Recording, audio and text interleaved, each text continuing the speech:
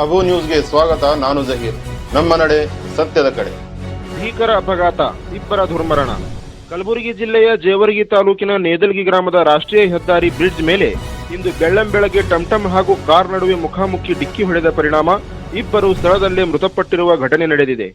ಮೃತರು ದೇವರಹಿಪ್ಪರಗಿ ತಾಲೂಕಿನ ಜಾಲ್ವಾದ್ ಗ್ರಾಮದ ಶಂಕರಪ್ಪ ಹಂಗನಳ್ಳಿ ವಯಸ್ಸು 50 ಹಾಗೂ ಇನ್ನೋರ್ವ ಮೃತ ಸಿಂದಗಿ ತಾಲೂಕಿನ ಹಚ್ಚಾ ಗ್ರಾಮದ ಬಾಷಾ ಸಾಬ್ ವಾಲಿಕಾರ್ ವಯಸ್ಸು 55 ಆಗಿದ್ದು, ಈ ಕುರಿತು ನೆಲೋಗಿ ಪೊಲೀಸ್ ಠಾಣೆಯಲ್ಲಿ ಪ್ರಕರಣ ದಾಖಲಾಗಿದ್ದು, ಪೊಲೀಸರು ಸ್ಥಳಕ್ಕೆ ಭೇಟಿ ನೀಡಿ ಪರಿಶೀಲನೆ ನಡೆಸಿದ್ದಾರೆ.